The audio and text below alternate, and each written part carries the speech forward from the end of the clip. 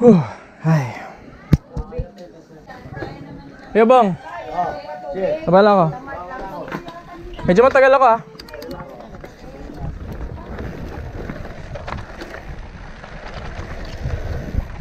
Woo! Chill ride sa Speed 1 Spectrum.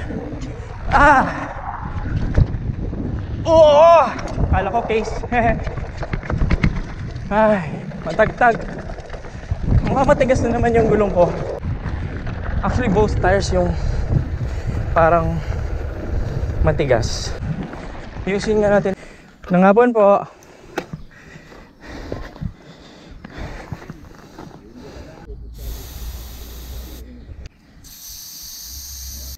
Tigas ng front kaya pala eh. Let's go. Jump na. Tigas ah. Nabutasan ba ako ng gulong? Hindi naman. Medyo tigas yung landing. Ninibago pa tayo sa bago nating frame. Kasi galing tayong full sus.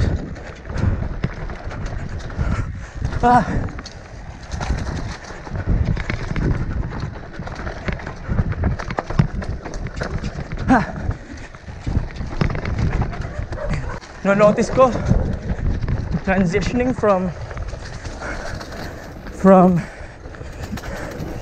full sus to hardtail,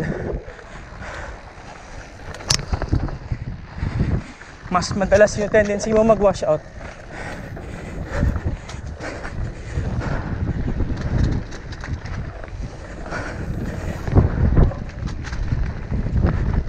So nag-iingat tayo.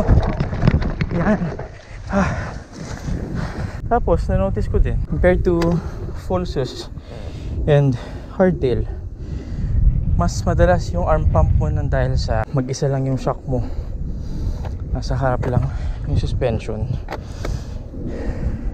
unlike sa full sus. Kasi sa hardtail kasi parang kailangan mong i-balance yung bike palagi pag nagaganan-ganon. Yung sa full sus parang pwede na legs mo lang yung gagana. Dito pag may tumama sa likod mo, both arms and legs yung kailangan.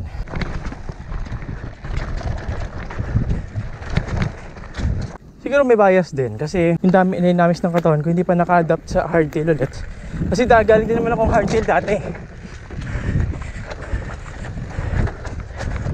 Kaso may full sus tayo, tapos medyo nakaka-learn na tayo ng konting skills nung nag-full sus tayo. So ayun, medyo umiba na din yung riding style pagkabalik ng hardtail. Yun pa yung medyo pinapa-compromise natin ngayon.